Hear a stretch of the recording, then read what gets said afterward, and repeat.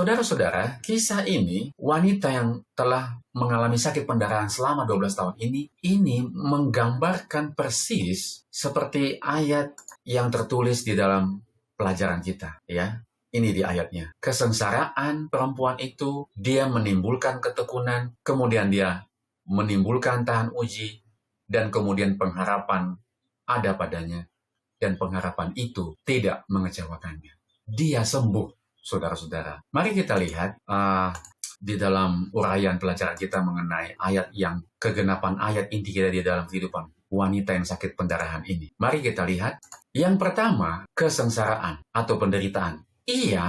Wanita ini mengalami penderitaan fisik, emosional, dan finansial yang luar biasa. Selama 12 tahun ia pendarahan, dikucilkan secara sosial, menurut hukum Taurat kondisinya dianggap najis, dan kehilangan seluruh hartanya untuk berobat. Dan keadaannya dikatakan justru semakin memburuk. Ini bagian kesengsaraan atau penderitaan di dalam ayat Roma 5 ayat 3-5. Kemudian mari kita lihat ketekunannya. Bukannya menyerah pada keputusasaan setelah 12 tahun gagal, penderitaan itu justru memaksanya untuk mencari jalan keluar. Membuatnya untuk tekun, maksudnya untuk mencari jalan keluar. Ia mengumpulkan sisa tenaganya melawan rasa malu dan berjuang menerobos kerumunan orang banyak yang berdesakan. Itu poin ketekunan. Kemudian menimbulkan tahan uji. Karakter yang teruji. Bertahun-tahun kekecewaan karena pengobatan yang gagal tidak mematikan imannya. Karakter imannya telah dimurnikan hingga pada titik keyakinan yang tajam dan tak tergoyahkan. Di dalam hatinya dia berdoa kepada Tuhan. Asal kujama saja jubahnya, aku akan sembuh. Tahan uji. Kemudian, ini bagian yang paling membahagiakan kita. Menimbulkan pengharapan yang tidak mengecewakan. Dia tetap pegang pengharapan itu. Ia mempertaruhkan segalanya pada satu harapan terakhir. Yesus dari Nazaret. Dan seperti janji di Roma 5 ayat 5. Harapannya tidak mengecewakan. Yesus tidak hanya menyembuhkan fisiknya, tetapi juga memulihkan martabatnya dengan memanggilnya, "Hai anakku," Markus 5 ayat 34, dan memberinya kedamaian batin.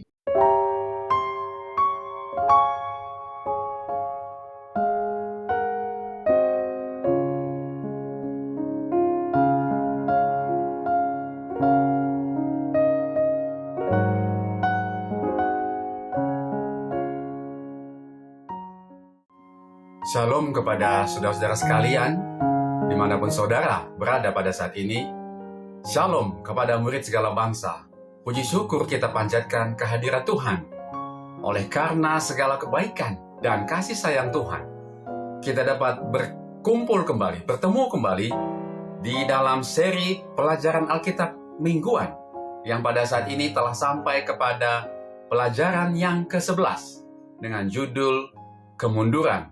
Dan di sini ada subjudul yang saya berikan kepada pelajaran kita pada saat ini, kecewa dan putus asa, ternyata Yesus berjalan bersama kita. Sebelum kita memulai pelajaran kita, pelajaran firman Tuhan pada saat ini, mari kita bersatu di dalam doa. Ya Tuhan, Bapa kami yang bertahta di dalam kerajaan surga, terima kasih ya Tuhan atas penyertaan Tuhan dan pimpinan Tuhan kepada kehidupan kami masing-masing, dimanapun kami berada pada saat ini. Tuhan telah memimpin kembali hidup kami sepanjang 1 minggu yang lalu, dan pada saat ini kami kembali tiba di dalam pelajaran Alkitab mingguan, dan kami duduk di kaki-Mu dan mendengarkan Engkau bersabda kepada kami. Biarlah pikiran kami boleh fokus dan tertuju, dan selalu dipimpin oleh Roh Kudus, sehingga kami dapat mengerti akan kehendak Tuhan, dan terlebih kami dimampukan untuk melakukannya dan menjadi terang dalam kehidupan kami. Sertai hamba-Mu yang memimpin dan memaparkan dan membahas pelajaran ini, sertai juga seluruh umat-umat Tuhan dimanapun mereka berada, yang juga bersama-sama dengan kami belajar firman Tuhan pada saat ini. Terima kasih ya Tuhan, biarlah kekuatan tangan penyertaan Tuhan menjadi bagian kami, dari sekarang sampai selama-lamanya. Di dalam nama Yesus kami berdoa dan mengucap syukur. Amin. Baik saudara-saudara, kita akan membahas pelajaran kemunduran. Kita tidak terasa telah sampai kepada pelajaran minggu yang ke-11. Dan kita akan menyelesaikan seluruh pelajaran kita untuk 2 pelajaran. 2 minggu ke depan kita akan menyelesaikan seri pelajaran Alkitab mingguan triwulan yang kedua. Pada saat ini kita akan belajar pelajaran dengan judul kemunduran. Dan ayat inti atau ayat hafalan dari pelajaran kita pada saat ini adalah, dan bukan hanya itu saja, kita malah bermegah juga dalam kesengsaraan.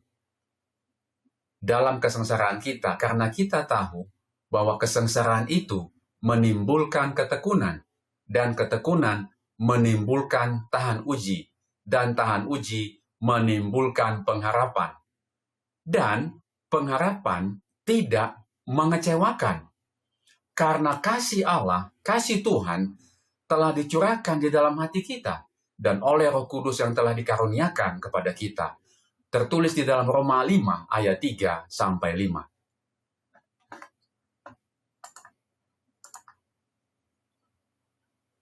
Suatu malam ketika matahari mulai tenggelam di balik cakrawala, seorang gadis muda, di sini di dalam ilustrasi pelajaran kita dikatakan, sedang berjalan pulang ketika badai gelap mulai datang.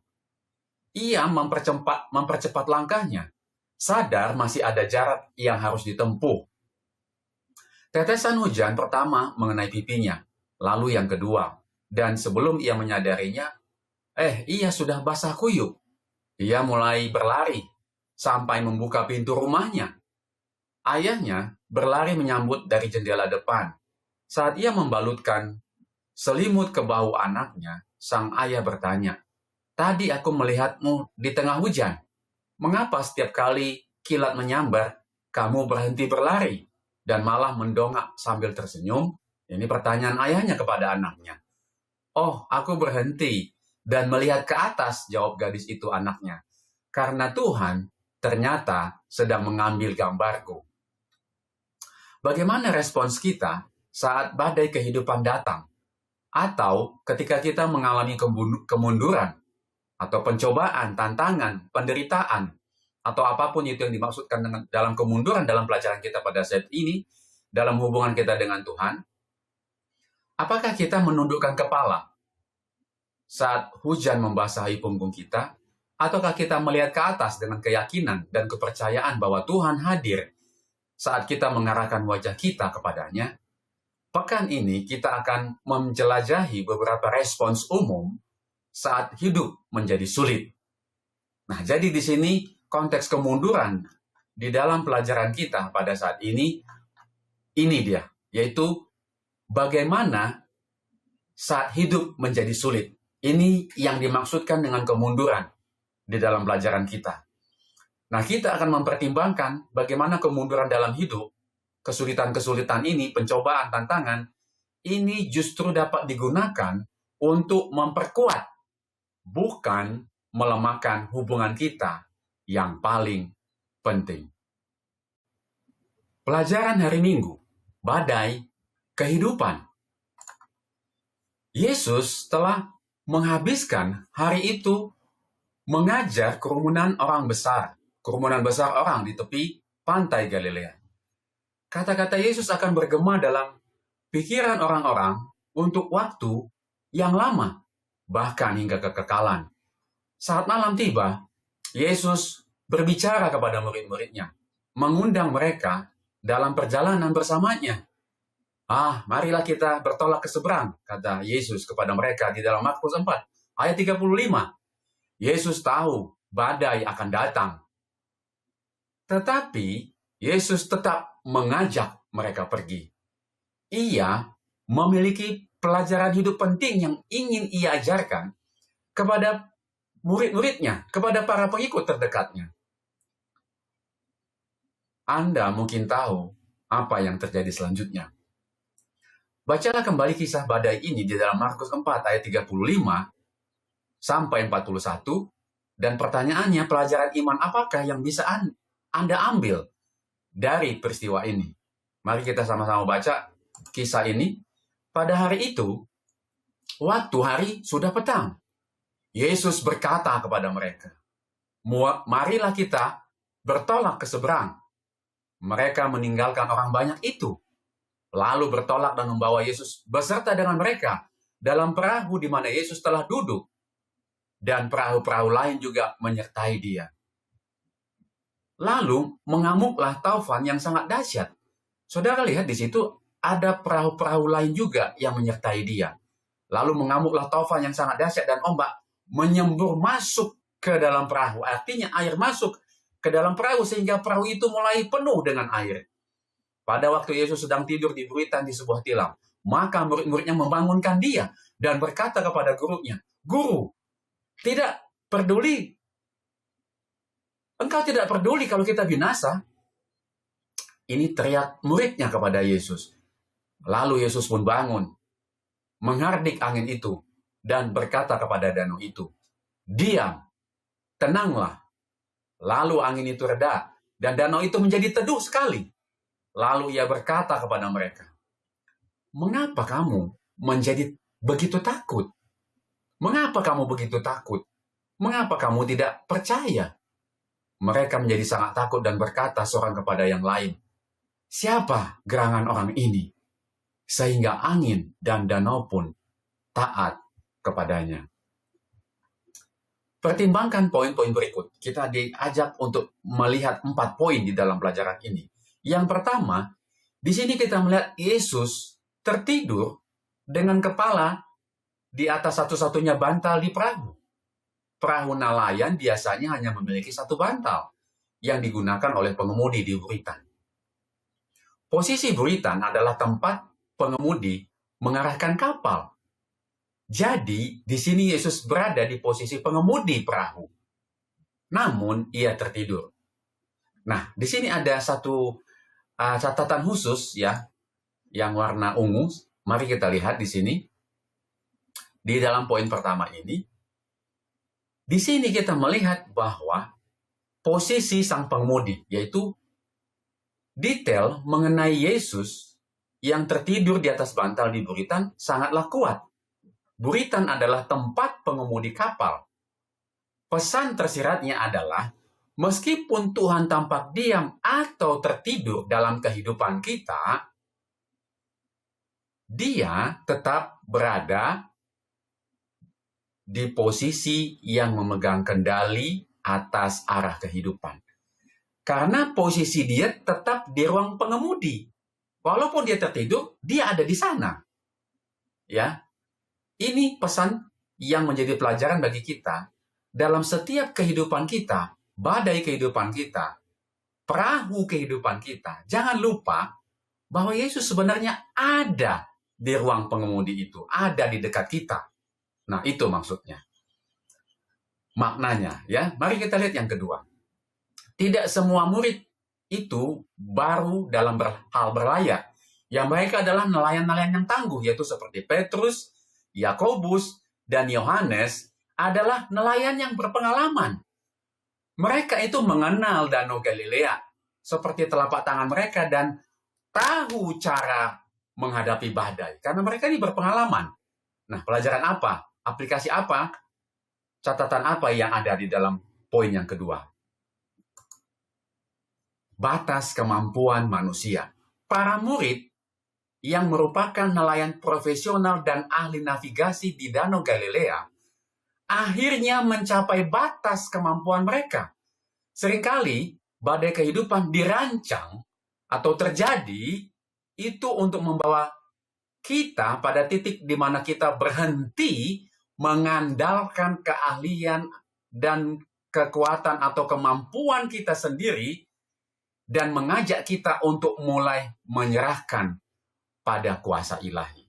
Itu pelajaran dari poin yang kedua. Bagaimana dengan saudara dengan saya? Ya, apakah kita belajar untuk menyerahkan dan kita tidak sombong dengan kemampuan yang kita miliki? Yang ketiga, ini adalah satu-satunya dalam Injil di mana Yesus dikatakan tertidur. Di tengah salah satu badai terburuk dalam hidup mereka, saat para murid sangat ketakutan dan mengira akan mati, Yesus tertidur di buritan. Yang keempat, respons para murid dalam krisis adalah mengatakan, "Guru, engkau tidak peduli kalau kita binasa, kita ini mau mati," gitu. Ya, dalam Markus 4 ayat 38. Murid-murid ini atau mereka mempertanyakan karakter Yesus dan kasih-Nya. terlalu sering ini menjadi respon kita juga ketika kita menghadapi kesulitan. Dalam keputusasaan, ya, mari kita lihat apa yang bisa dibagikan. Nah, ini dia. Ya, untuk poin yang keempat, catatan khusus, kita sering meragukan karakter Tuhan. Respons guru, engkau tidak peduli kalau kita binasa, adalah reaksi manusiawi yang sangat umum. Ya. Saat rasa sakit atau krisis melanda, manusia seringkali mengira bahwa ketenangan atau diamnya Tuhan berarti dia tidak peduli atau tidak mengasihi.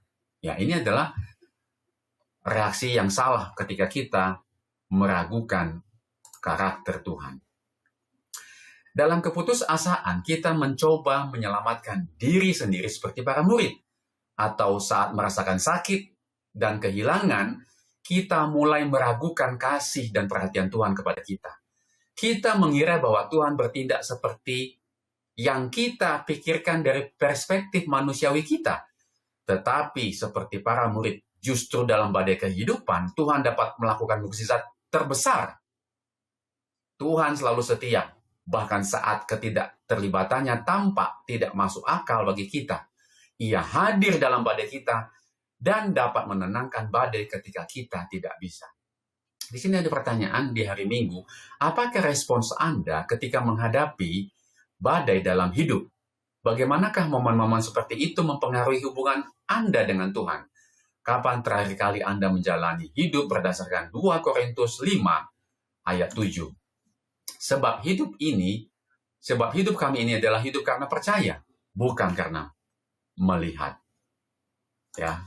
Bagaimana respons kita dalam badai?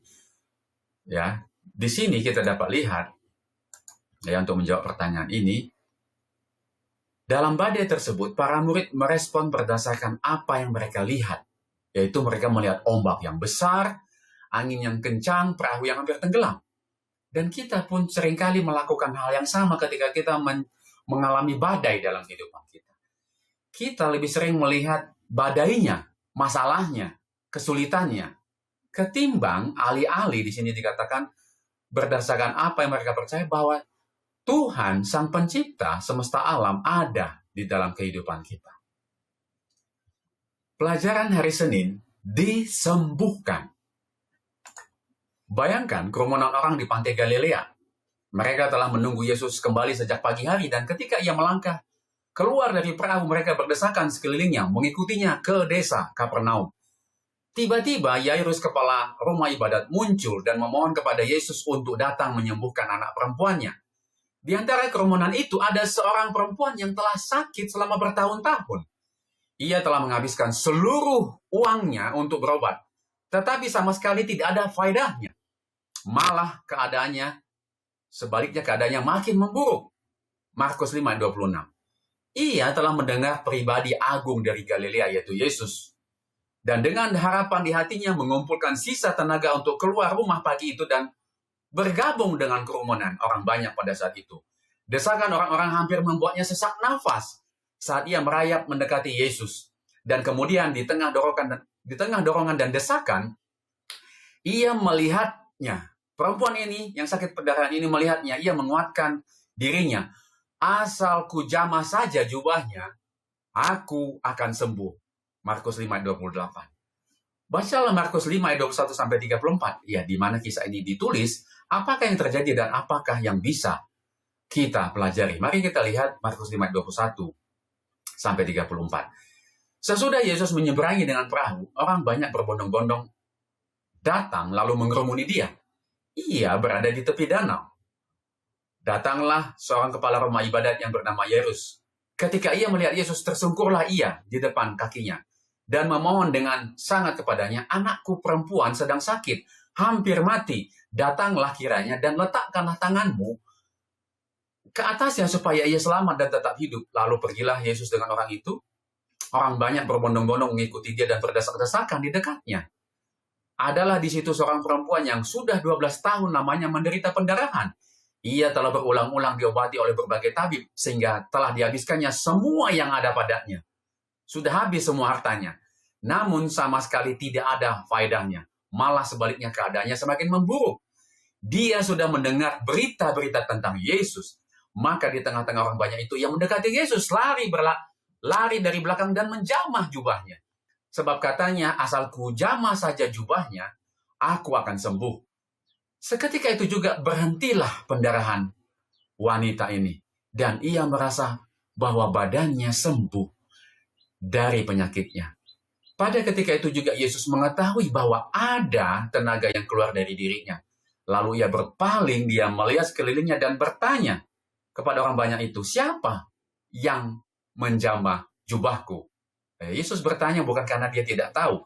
Ia ingin orang itu mengakui untuk menunjukkan bahwa dia telah sembuh dan kuasa Yesus menyembuhkannya. Murid-muridnya menjawab, engkau melihat Yesus, bagaimana orang-orang ini berdesak-desakan dekatmu? Dan kau bertanya siapa yang menjamah aku?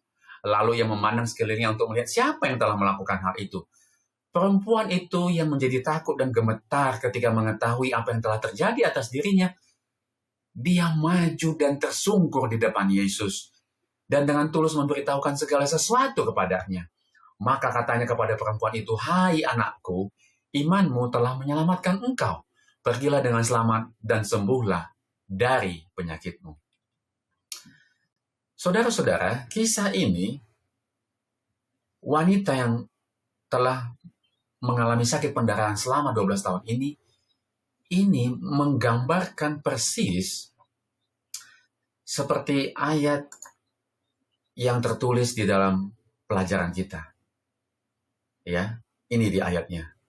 Kesengsaraan perempuan itu, dia menimbulkan ketekunan, kemudian dia menimbulkan tahan uji, dan kemudian pengharapan ada padanya, dan pengharapan itu tidak mengecewakannya. Dia sembuh, saudara-saudara.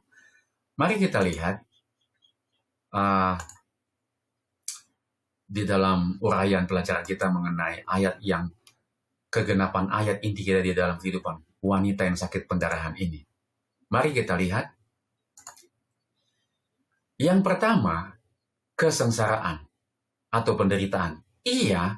Wanita ini mengalami penderitaan fisik, emosional, dan finansial yang luar biasa. Selama 12 tahun ia pendarahan, dikucilkan secara sosial, menurut hukum Taurat kondisinya dianggap najis, dan kehilangan seluruh hartanya untuk berobat. Dan keadaannya dikatakan justru semakin memburuk.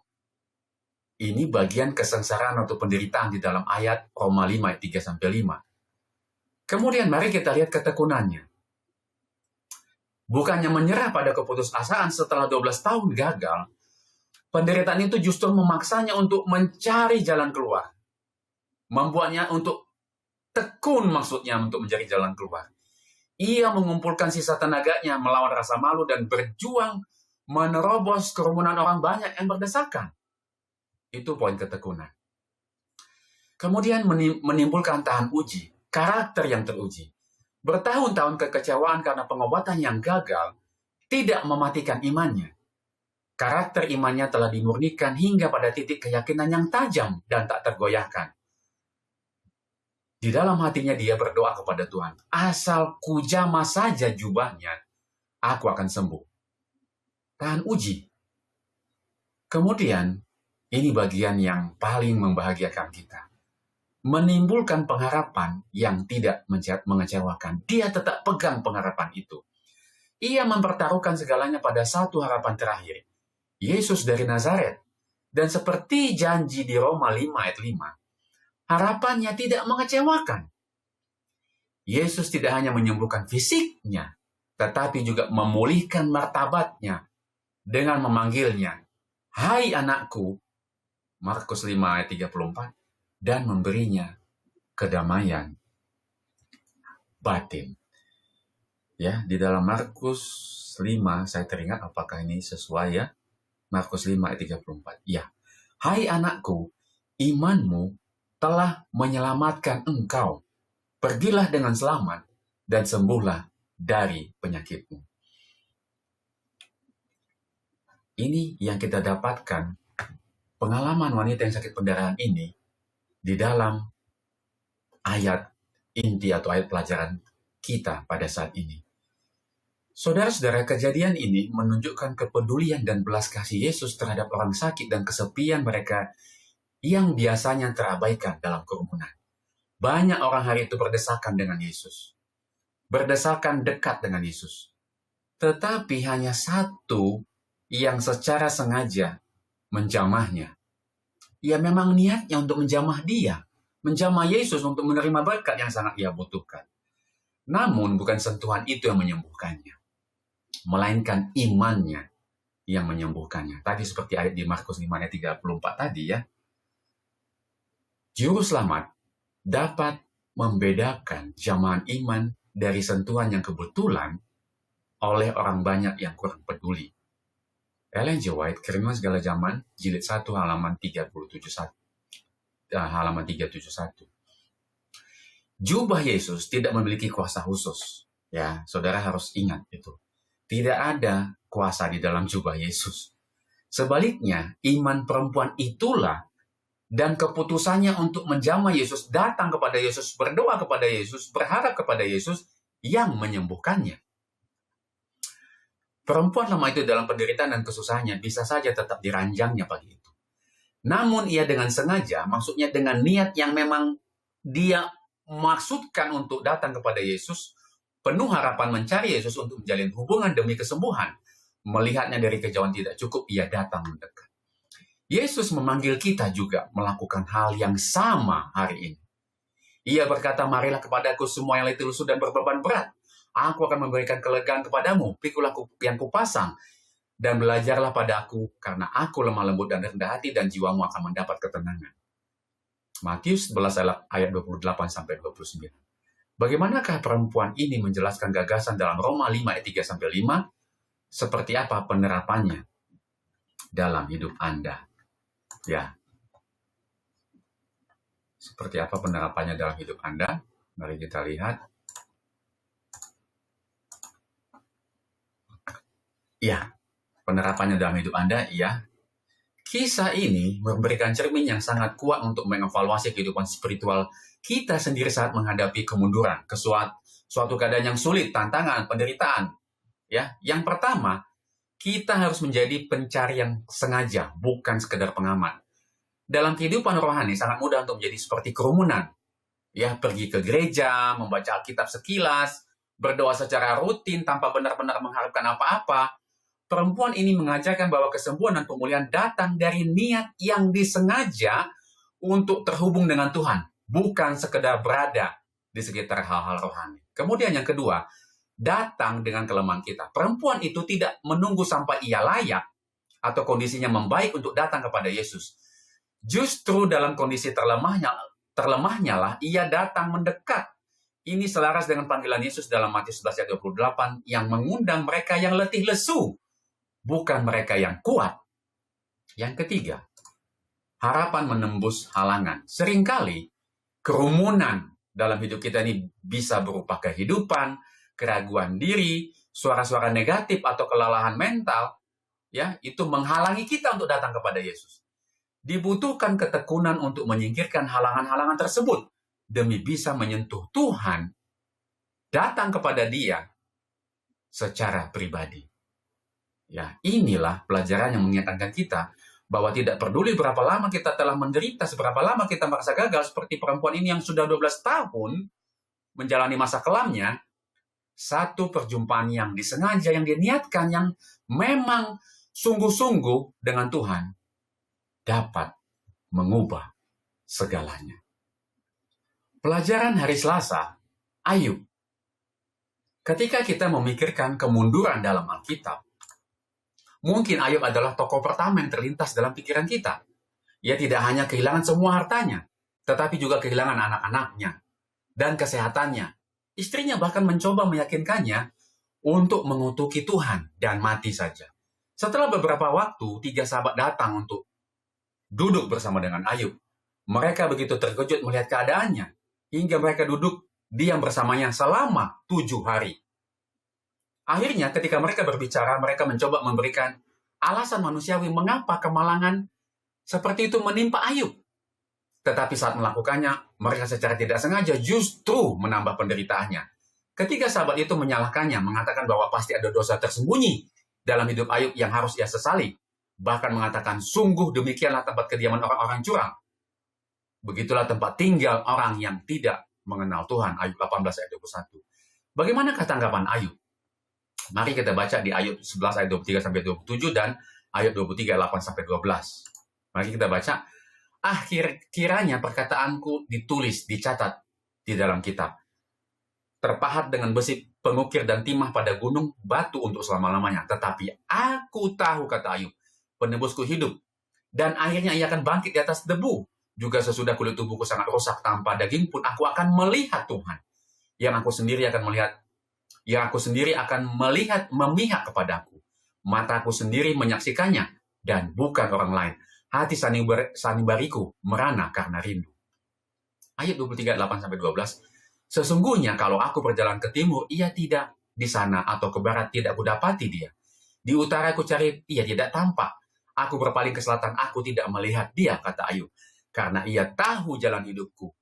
Seandainya ia menguji aku akan timbul seperti emas. Kakiku tetap mengikuti jejaknya, aku tetap menuruti jalannya dan tidak menyimpang. Perintah dari bibirnya tidak kulanggar. Dalam sanubariku kusimpan ucapan mulutnya. Ayub tetap berpegang teguh kepada Tuhan. Terlepas dari tragedi yang mengelilinginya dan fakta bahwa ia tidak memahaminya, Ayub tetap setia. Ia bertahan, ia tidak menyalahkan atau mengutuki Tuhan. Sebaliknya, ketika tergoda untuk menyalahkan Tuhan, ia menyatakan, dengan telanjang aku keluar dalam kandungan ibuku, dengan telanjang juga aku akan kembali ke dalamnya. Tuhan yang memberi, Tuhan yang mengambil, terpujilah nama Tuhan. Ayub 1 ayat 21. Kita pun hidup di tengah pertempuran yang sama. Iblis menimpa kita dengan rasa sakit, penderitaan, kehilangan, kesulitan, sebagai bagian dari rencananya untuk mendistorsi gambaran kita tentang Tuhan yang penuh kasih. Setan ingin kita mengaburkan gambaran kehidupan atau gambaran kasih Tuhan yang sebenarnya tidak berubah kepada kita. Meskipun pertempuran berkecamuk di sekitar kita, kita harus ingat bahwa dalam terang kekekalan, penderitaan kita saat ini hanyalah pencobaan sementara. Ada begitu banyak hal dalam gambaran besar yang tidak kita lihat sekarang.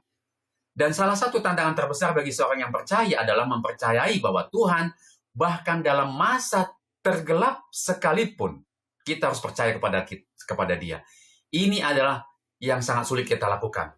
Ketika kita tetap percaya kepada Tuhan dalam masa tergelap sekalipun. Tuhan telah dalam banyak cara menyatakan kepada kita kenyataan kasih-Nya.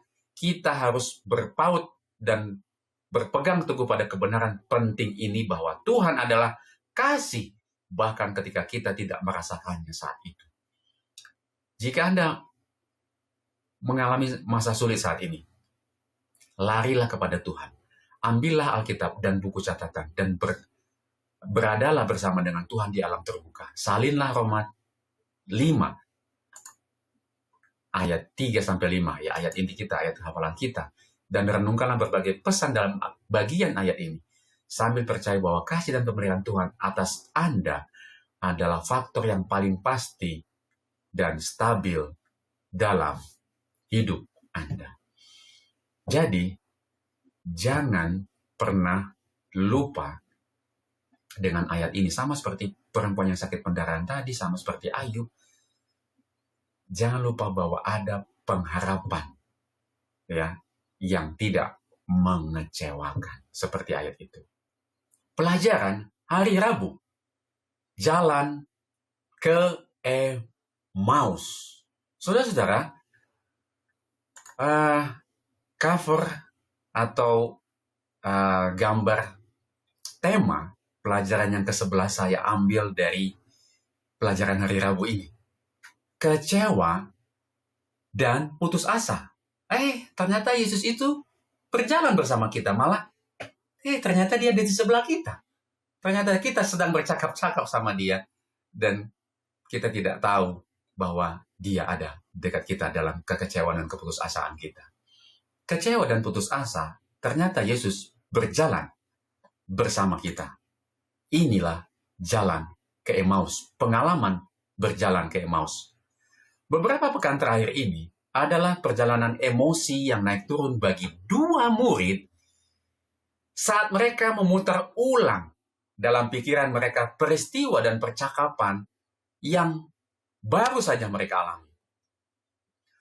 Masuknya Yesus dengan kemenangan ke Yerusalem dan pembersihan bait Tuhan, Paskah di ruang doa atas, di ruang atas, kemudian doa-doa Yesus di Taman Getsemani, pengkhianatan yang mengerikan oleh Yudas, pengadilan, ejekan, pemukulan, tubuh Yesus yang memar tergantung di kayu salib, dan kata-katanya yang terakhir, ya, sebelum ia menghembuskan nafas terakhir saat langit sore menjadi gelap, robeknya tirai bait Tuhan, kubur orang benar yang terbuka, tubuh Yesus yang diturunkan dengan lembut dari salib dan dibaringkan di kubur sebelum hari Sabat, dan kemudian kebingungan, kekecewaan, dan pertanyaan dalam benak para murid. Bagaimana hal ini terjadi? Bagaimana kami ini menjadi begitu salah? Kemunduran terjadi di dalam murid-murid Yesus pada saat ini. Yesus yang bisa membangkitkan orang mati, Yesus memberikan orang banyak makan 5.000 orang, para pengikut Yesus merasa kecewa dan putus asa. Dan mereka bingung. Ini adalah kemunduran terbesar dalam hidup mereka. Tetapi apa yang mereka tidak sadari adalah bahwa ternyata ini adalah momen yang terbesar yang terjadi dalam kisah sepanjang masa. Bahwa ini hanyalah satu momen dalam kisah terbesar sepanjang masa. Bahwa keselamatan yang diberikan kepada kita didapatkan dari penderitaan Yesus. Bukankah kita sangat terbalik memandang satu peristiwa yang terjadi dalam kehidupan kita? Peristiwa yang kita sangka bahwa itu adalah kemunduran atau sesuatu yang mengecewakan, seharusnya justru itu adalah peristiwa yang memberikan kebahagiaan kepada kita, karena Yesus memberikan keselamatan kepada kita. Ketika dua dari mereka berjalan di jalan menuju Emmaus, lalu Yesus datang menampakkan diri dan berjalan kepada dua murid yang kecewa ini. Bacalah percakapan dalam Lukas 24 ayat 13-27 dan pikirkan tentang dua sudut pandang yang berbeda. Dua murid itu dan pandangan dari Yesus. Mari kita baca. Lukas 24 ayat 13-27. Pada hari itu juga dua orang dari murid-murid Yesus pergi ke sebuah kampung bernama Emmaus yang terletak kira-kira 7 mil jauhnya dari Yerusalem. Dan mereka bercakap-cakap tentang segala sesuatu yang telah terjadi. Ketika mereka sedang bercakap-cakap dan bertukar pikiran, datanglah Yesus sendiri mendekati mereka, lalu berjalan bersama-sama dengan mereka dan bercakap-cakap dengan dua murid ini. Tetapi ada sesuatu yang menghalangi mata mereka, dikatakan menurut firman ini, sehingga mereka tidak mengenal dia. Saudara-saudara, kalau saudara baca firman Tuhan di dalam buku Roh Nubuat, Pena Inspirasi mengatakan bahwa yang menghalangi mata mereka itu adalah kekecewaan, kesedihan, kepedihan. Dan di dalam konteks pelajaran kita itu adalah kemunduran. Yesus berkata kepada mereka di ayat 17, kita lanjut, apakah yang kamu percakapkan sementara kamu berjalan? Maka berhentilah mereka dengan muka muram, dikatakan dari ayat ini, tapi mungkin dengan muka yang mengernyit begini ya. Lalu mereka ini bingung kan, masa ini orang ini nggak tahu kan? Seorang dari mereka namanya Kleopas menjawabnya. Dia jawab begini nih, adakah engkau satu-satunya orang asing di Yerusalem yang tidak tahu yang terjadi di situ pada hari-hari belakangan ini? Apakah kamu satu-satunya yang nggak ngerti nih peristiwa-peristiwa yang lagi viral nih,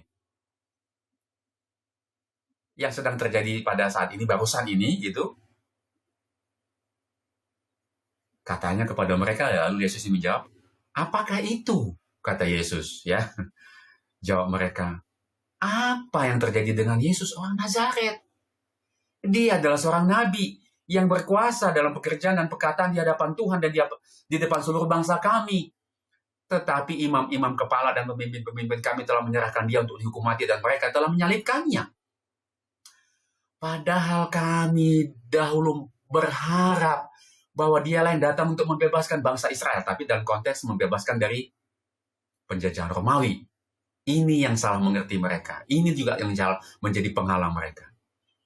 Tetapi sementara itu telah lewat 3 hari sejak semuanya itu terjadi. Tetapi beberapa perempuan dari kalangan kami telah mengejutkan kami. Pagi-pagi buta mereka telah pergi ke kubur dan tidak menemukan mayatnya. Lalu mereka datang dengan berita bahwa telah kelihatan kepada mereka malaikat-malaikat yang mengatakan bahwa Yesus hidup. Dan beberapa teman kami telah pergi ke kubur itu dan mendapati bahwa memang benar yang dikatakan perempuan-perempuan itu. Memang kuburnya kosong, tetapi dia tidak. Mereka lihat, tetapi mereka tidak melihat Yesus. Lalu ia berkata kepada mereka. Yesus berkata kepada 2 orang Emmaus ini, yang sedang berjalan kepada Emmaus, "Hai kamu orang bodoh, betapa lambannya hatimu. Kamu ini lamban sekali. Sehingga kamu tidak percaya segala sesuatu yang telah dikatakan para nabi. Hai kamu orang bodoh, kamu tuh kenapa nggak percaya kepada perkataan para nabi? Bukankah Mesias harus menderita semuanya itu untuk masuk ke dalam kemuliaannya?" Lalu ia menjelaskan kepada mereka apa yang tertulis tentang dia dalam seluruh kitab suci, mulai dari kitab-kitab Musa dan segala kitab nabi. Saudara, kalau baca kelanjutan cerita ini, ya, apa yang tertulis di dalam Lukas 24, ya, ayat 13 sampai 27, ya, kita tahu bahwa di akhir cerita, Yesus itu kemudian mengambil roti, kemudian mengucap berkat, lalu memecah-mecahkannya dan memberikannya kepada mereka. Dan di ayat 31 dikatakan, ketika itu terbukalah mata mereka dan mereka pun mengenal dia. Karena ketika Yesus memecah-mecah roti itu, mereka melihat tangan Yesus yang bolong, yang luka, tembus oleh karena paku disalib. Dan mereka mengenali bahwa dialah Yesus. Ya. Setelah mata mereka terbuka, pada saat Yesus memecah-mecah roti dan membagikannya kepada kedua orang ini, kedua pengikut itu segera bergegas kembali ke Yerusalem untuk menceritakan apa yang telah terjadi di jalan itu. Ketika Yesus datang dan berdiri di tengah-tengah mereka, mereka sangat ketakutan. Perhatikan pertanyaan-pertanyaannya kepada mereka. Mengapa kamu terkejut? Dan apa sebabnya timbul keraguan-raguan di dalam hati kamu? Lukas 24 ayat 38. Ini juga adalah pesan Yesus bagi kita hari ini. Terlalu sering kita lupa bahwa Yesus berjalan bersama kita di lembah-lembah kehidupan. Lembah-lembah kehidupan kita. Terlalu sering kita tidak mengenalinya. Terlalu sering kita lupa bahwa ada lebih banyak hal dalam cerita ini. Terlalu sering kita merasa gelisah dan membiarkan keraguan muncul dalam hati kita. Kita lupa bahwa Yesus memegang hidup kita dengan aman di tangannya. Dan terlalu sering kita berpikir bahwa kita lebih tahu daripada Yesus tentang apa yang sebenarnya terjadi dalam hidup kita.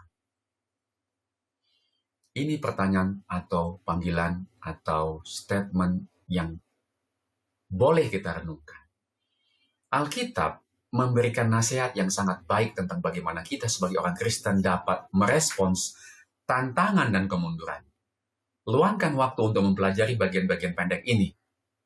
Ya, Roma 8 ayat 28. Ya, ini ada ayat-ayat.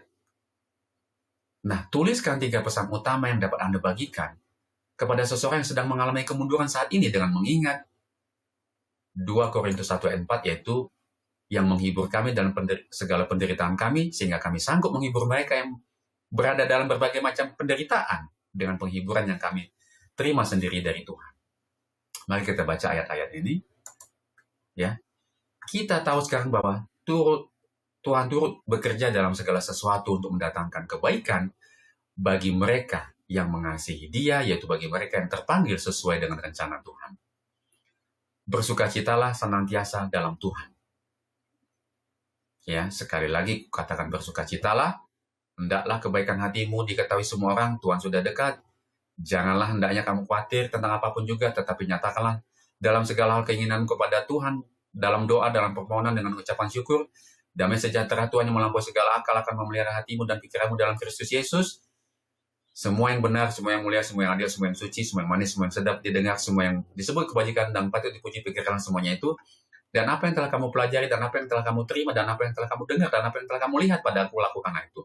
Maka sumber damai sejahtera akan menyertai kamu. Aku sangat bersuka cita dalam Tuhan, bahwa akhirnya pikiranmu dan perasaanmu bertumbuh kembali untuk aku. Memang selalu ada perhatianmu, tetapi tidak ada kesempatan bagimu. Kukatakan ini bukanlah karena kekurangan, sebab aku telah belajar mencukupkan diri dalam segala keadaan. Aku tahu apa itu kekurangan, aku tahu apa itu kelimpahan dalam segala hal. Dan dalam segala perkara tidak ada yang sesuatu pun yang merupakan rahasia bagiku. Baik dalam hal kenyang maupun dalam hal kelaparan, baik dalam hal kelimpahan maupun hal kekurangan. Segala perkara dapat kutanggung di dalam Dia yang memberi kekuatan kepada aku. Yakobus 1 ayat 2-4. Saudara-saudaraku, anggaplah sebagai suatu kebahagiaan apabila kamu jatuh ke dalam berbagai-bagai pencobaan. Sebab kamu tahu bahwa ujian terhadap imanmu itu menghasilkan ketekunan, dan biarlah ketekunan itu memperoleh buah yang matang supaya kamu menjadi sempurna dan utuh dan tak kekurangan sesuatu apapun. Yakobus 1 ayat 12, berbahagialah orang bertahan dalam pencobaan. Sebab apabila ia sudah tahan uji, akan menerima mahkota kehidupan yang dijanjikan Tuhan kepada barang siapa yang mengasihi Dia. 2 Korintus 12 ayat 9-10, tetapi jawab Tuhan kepadaku, cukuplah kasih karuniaku bagimu, sebab justru dalam kelemahanlah kuasaku menjadi sempurna. Sebab itu terlebih suka aku bermegah atas kelemahanku, supaya Kristus turun menaungi aku. Karena itu aku senang dan rela di dalam kelemahan, di dalam siksaan, di dalam kesukaran, di dalam penganiayaan dan kesesakan. Oleh karena Kristus. Ya, semuanya karena kita tetap teguh kepada Kristus, ya. Sebab jika aku lemah, maka aku kuat. Nah, tuliskan 3 pesan utama dari ayat-ayat ini.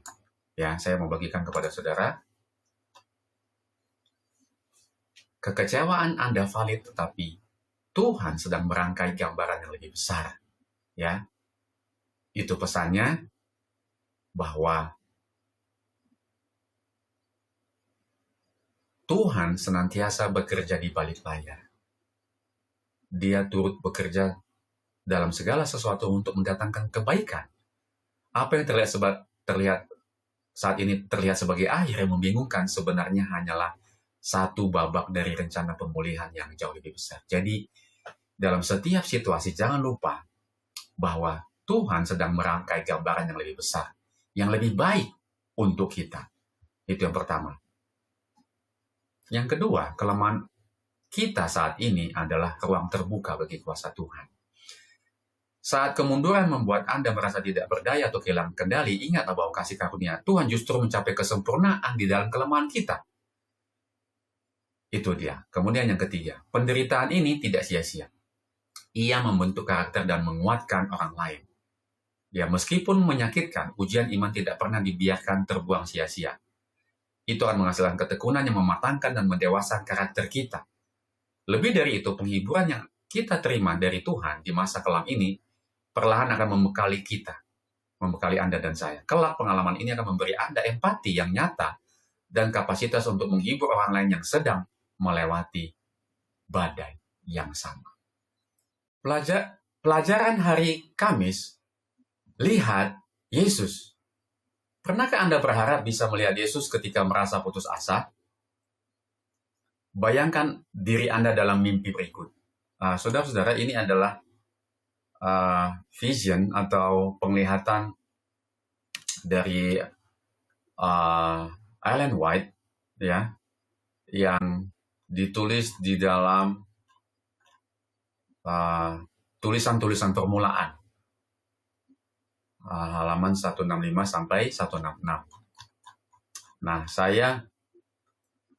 kalau saudara mau nanti memiliki buku ini, saya akan memberikan gratis kepada Anda jika Anda rindu untuk memilikinya. Ya, buku ini ya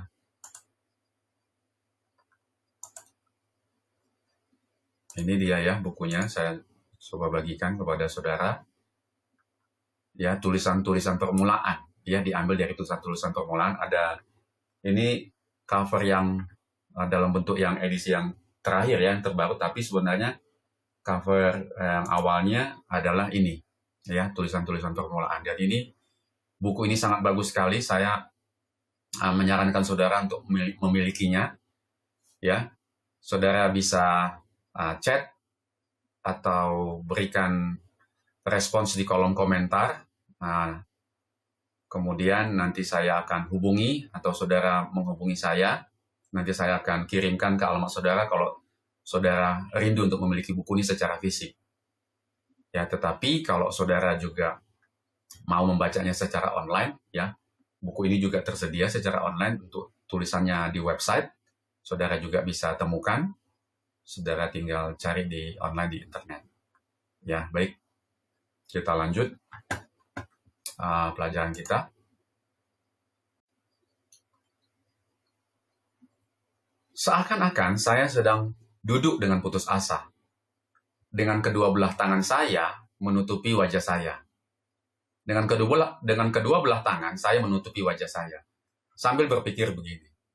Jika sekiranya Yesus ada di bumi, maka saya akan pergi kepadanya, menjatuhkan diri saya ke kakinya, dan menyampaikan padanya segala penderitaan saya. Ia tidak akan memalingkan diri dari saya. Ia akan memberikan rahmat kepada saya. Dan saya harus mengasihi dan melayani dia senantiasa. Pada saat itu pintu terbuka, dan masuklah seseorang yang bentuk perawakan dan wajahnya tampan. Ia memandang kepada saya dengan belas kasihan dan berkata, "Engkau mau melihat Yesus? Ia ada di sini, dan engkau dapat melihat dia jikalau engkau mau. Bawalah segala sesuatu yang kau miliki, dan ikutlah aku." Saya mendengar hal ini dengan kesukaan yang tak terkatakan. Lalu, dengan gembira mengumpulkan milik saya, sedikit itu. Saya yang sedikit itu. Semua simpanan saya yang kecil-kecil itu lalu mengikuti penunjuk jalan saya itu. Ia membawa saya kepada sebuah tangga yang curam dan yang kelihatannya tidak kuat. Ketika saya mulai naik, ia memperingatkan saya supaya tetap mengarahkan mata saya ke atas. Jangan sampai saya menjadi pusing dan jatuh. Banyak orang lain yang menaiki tangga yang curam itu, tapi jatuh sebelum tiba di atas. Akhirnya, kami mencapai anak tangga terakhir dan berdiri di muka pintu. Di sini penunjuk jalan saya menunjuk supaya saya meninggalkan semua barang-barang yang saya bawa itu. Dengan senang saya meletakkannya. Kemudian ia membuka pintu dan menyuruh saya masuk. Dengan sekejap, saya sudah berdiri di muka Yesus. Di hadapan Yesus. Tidak salah lagi, itulah wajah yang indah itu. Wajah yang berkemurahan dan mulia itu tidak mungkin dimiliki oleh orang lain. Ketika pandangannya tertuju kepada saya, dengan segera saya memaklumi bahwa ia mengetahui setiap hal ihwal kehidupan saya dan semua pikiran dan perasaan batin saya. Saya berusaha melindungi diri saya sendiri dari tatapannya. Saya merasa tidak sanggup menahan matanya yang menyelidik. Tetapi ia datang mendekat dengan senyuman dan menaruh tangannya di atas kepala saya sambil berkata, "Jangan takut." Bunyi suaranya yang merdu menggugah hati saya dengan suatu perasaan bahagia yang belum pernah saya rasakan selama ini. Saya terlalu gembira untuk mengucapkan suatu kata. Tetapi dengan kebahagiaan yang tak terlukiskan itu, saya jatuh tersungkur di kakinya. Sementara saya tersungkur dan tak berdaya di sana, pemandangan yang indah dan mulia lewat di hadapan saya. Dan tampaknya saya telah tiba di surga, tempat yang aman dan damai itu. Setelah kekuatan saya pulih kembali, saya bangun berdiri. Mata Yesus yang berkasihan itu, mata Yesus yang berkasihan itu tetap tertuju kepada saya. Dan senyumannya mengisi jiwa saya dengan kegembiraan. Hadiratnya memenuhi diri saya dengan penghormatan yang kudus dan kasih yang tak dapat diucapkan. Mimpi ini memberikan pengharapan kepada saya serta kesederhanaan, berharap pada Tuhan mulai menjadi terang dalam jiwa saya yang dan iman dan keindahan gelap itu. Ellen G. White, tulisan-tulisan permulaan halaman 165-166. Tadi buku yang tadi saya tunjukkan di awal. Di tengah kemunduran hidup, kita perlu memusatkan perhatian kepada Yesus dan apa yang Ia nyatakan tentang kasih Tuhan bagi kita.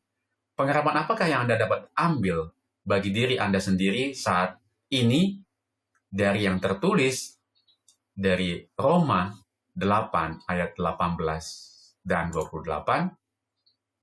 Sebab aku yakin bahwa penderitaan zaman sekarang ini tidak dapat dibandingkan dengan kemuliaan yang akan dinyatakan kepada kita.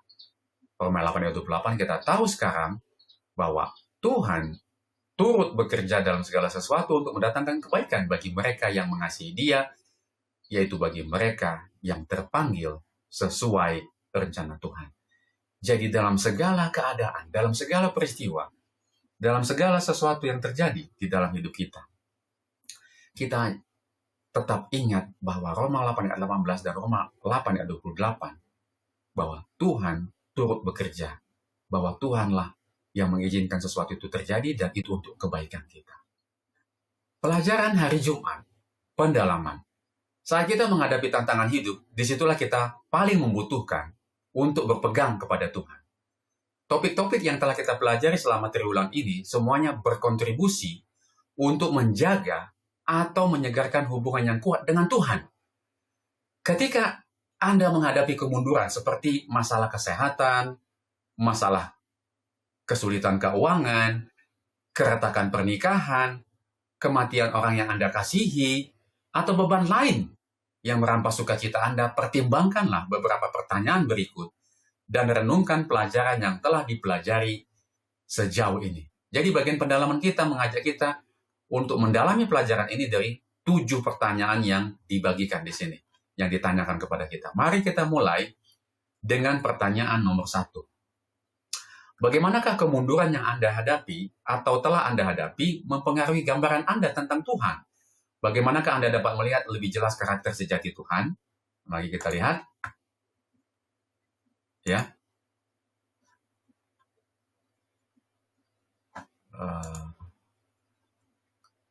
Dampak kemunduran pada gambaran tentang Tuhan. Saat berada di tengah badai, sangat manusiawi jika kita sempat merasa Allah itu, Tuhan itu jauh. Tidak peduli atau bahkan sedang menghukum kita. Namun kita dapat melihat karakter sejati Tuhan dengan cara mengingat kembali salib Kristus. Salib adalah bukti tertinggi bahwa Tuhan rela ikut menderita bersama kita. Jadi pada saat kemunduran itu terjadi dalam kehidupan kita, saat-saat yang sulit itu, ya, kita diajak untuk ingat kembali salib Kristus. Karena di salib kita dapat lihat, itu adalah bukti tertinggi bahwa Tuhan itu rela ikut menderita bersama kita. Karakternya bukan diktator yang kejam, melainkan Bapa yang penuh kasih yang bahkan mengorbankan nyawanya agar kita tidak binasa. Kemudian pertanyaan nomor 2. Kapan terakhir kali Anda berdoa agar suara Allah, suara Tuhan dalam hidup Anda lebih kuat daripada suara musuh?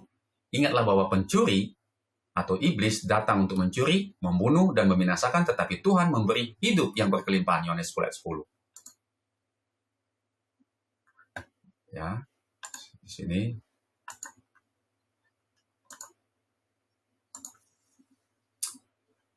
Berdoa agar suara Tuhan lebih kuat dari suara musuh. Terkadang kita membiarkan suara musuh berupa kekhawatiran, ketakutan akan masa depan, atau rasa tidak berharga, berteriak lebih kencang di pikiran kita. Ya, hari ini adalah momen yang tepat untuk kita berdoa, Tuhan, ketika iblis mencoba mencuri damai sejahteraku, biarlah janjimu dalam Yohanes 10:10 menggema lebih kuat.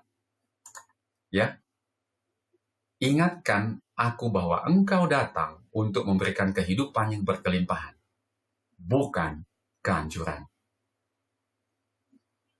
Kemudian pertanyaan nomor 3. Ya, pertanyaan nomor 3. Apakah Anda rendah hati? Apakah Anda mempercayai bahwa Tuhan hidup, tetap berdaulat dan memimpin dalam hidup Anda meskipun dalam kesulitan? Jika tidak, bagaimanakah Anda dapat belajar untuk mempercayai kebaikan dan kasih Tuhan secara pribadi. Nah, kita lihat, ya, kerendahan hati dan kepercayaan pada kedaulatan Allah, kedaulatan Tuhan. Kerendahan hati yang sejati berarti berani berkata seperti Ayub.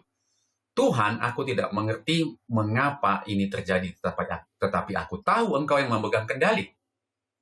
Jika kita masih dalam kesulitan mempercayai hal ini, cara terbaik untuk melatihnya adalah dengan menghitung berkat masa lalu. Ya, ingat bagaimana Tuhan pernah menolong kita di masa-masa sulit sebelumnya. Akan membangun keyakinan bahwa Dia pasti akan menolong kita lagi pada saat ini. Kemudian pertanyaan nomor 4. Apakah Anda tetap membangun hidup Anda dalam firman Tuhan setiap hari? Mintalah kepada Tuhan untuk menyalakan kembali kasih mula-mula Anda kepadanya saat Anda melewati masa-masa sulit. Ya, membangun hidup dalam firman setiap hari. Apakah kita sedang membangun hidup dalam firman setiap hari? Saat sedang lelah atau kecewa, membaca Alkitab seringkali terasa berat dan rutinitas rohani menjadi kering. Jawabannya adalah kejujuran di hadapan Tuhan. Kita bisa berdoa, Tuhan, saat ini hatiku terasa hampa dan kasih mula-mula meredup.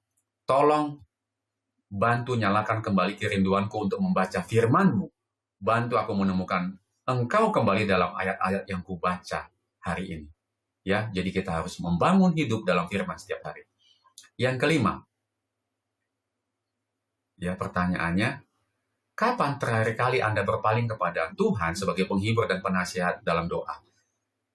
Dengan percaya bahwa Dia telah menepati janjinya untuk tidak pernah meninggalkan Anda atau membiarkan Anda, sesuai dengan Ibrani 13 ayat 5. Ya, Ibrani 13 ayat 5, mari kita lihat. Janganlah kamu menjadi hamba uang dan cukupkanlah dirimu dengan apa yang ada padamu. Karena Tuhan telah berfirman, aku sekali-kali tidak akan membiarkan engkau, dan aku sekali-kali tidak akan meninggalkan engkau. Ya, itu dia bunyi ayatnya. Lalu kita lihat apa yang bisa dibagikan dari pertanyaan nomor 5 ini. Seringkali saat tertimpa masalah, hal pertama yang kita lakukan adalah mengeluh kepada manusia atau mencari pelarian. Poin ini mengajak kita untuk mengevaluasi kapan terakhir kali kita benar-benar masuk ke dalam kamar, menutup pintu, dan mencurahkan segala kesedihan kita kepada Tuhan. Ibrani 13 ayat 5 adalah jangkar kita. Aku sekali-kali tidak akan membiarkan engkau, dan aku sekali-kali tidak akan meninggalkan engkau. Ya, jadi kita harus ingat ini. Dan kapan terakhir kali kita menjadi sangat percaya kepada Tuhan, bahwa Dia adalah penghibur dan penasihat dalam doa? Ya, kembali kita saat ini diingatkan, berpalinglah kepada Tuhan sebagai penghibur utama kita. Dia tidak akan meninggalkan dan tidak akan membiarkan kita. Kemudian pertanyaan nomor 6. Dari 7 pertanyaan. Jika iman Anda lemah, berdoalah, Tuhan aku percaya, tolonglah aku yang tidak percaya ini. Markus 9 ayat 24. Kelilingilah diri Anda dengan orang-orang yang dapat menguatkan, bukan melemahkan Anda. Ya, benar ya, itu ya. Tuhan, tolonglah aku yang tidak percaya ini, Markus 9 ayat 24, adalah salah satu doa yang paling berani yang bisa diucapkan oleh seorang Kristen. Ini adalah bentuk penyerahan total. Sebagai langkah nyata, kita perlu memilah lingkungan pergaulan kita. Carilah setidaknya 1 atau 2 sahabat rohani yang bisa diajak berdoa bersama. Dan batasi sementara waktu bergaul dengan orang-orang yang pesimis atau yang berusaha menjauhkan Anda dari Tuhan. Ya, jadi mengakui iman yang lemah dan kita mencari komunitas atau teman-teman yang justru bisa menguatkan kita. Pertanyaan yang ke-7 terakhir. Dunia ini tidak selalu peduli terhadap mereka yang lemah, bodoh, luka, dan hancur. Tetapi pesan Tuhan tentang ketika kamu lemah, aku kuat, 2 Korintus 12 ayat 9 adalah pesan yang dapat mengubah hidup seseorang secara radikal. Pikirkan seseorang yang bisa Anda kuatkan dengan pesan ini pada hari ini. Ya, nomor 7. Membagikan kekuatan kepada orang lain. Penderitaan memberi kita empati yang tidak bisa dipelajari di sekolah manapun. Ketika kita menyadari bahwa kuasa Tuhan justru sempurna di dalam kelemahan kita, kita diutus untuk membagikan pesan ini di dalam 2 Korintus 12 ayat 9 ya. Kita diutus untuk membagikan pesan ini, 2 Korintus 12 ayat 9. Tindakan nyata untuk hari ini, pikirkan satu nama. Mungkin seorang teman yang sedang sakit atau keluarga yang sedang kehilangan pekerjaan, atau rekan yang sedang bergumul, kirimkan pesan singkat, telepon, atau doakan mereka secara khusus hari ini, dan sampaikan bahwa Tuhan sangat dekat dengan mereka yang hancur hatinya. Jadi kita bisa datang kepada mereka secara langsung ya. Kemudian kita yang paling praktis adalah boleh saudara kirimkan pesan singkat ya, WA, WhatsApp, atau telepon ya, teleponlah sebentar, kemudian doakan mereka melalui telepon. Itu bisa membantu mereka yang sedang hancur hatinya supaya mereka mendapatkan kekuatan dari firman Tuhan. Nah, ini adalah seluruh rangkaian pelajaran kita. Telah menyelesaikan pelajaran hari Jumat bagian pendalaman dan juga pertanyaan-pertanyaan yang memperkuat pendalaman kita. Dan kita telah sampai kepada bagian terakhir dari pelajaran kita, ya, kemunduran, pelajaran yang ke-11, dan kita akan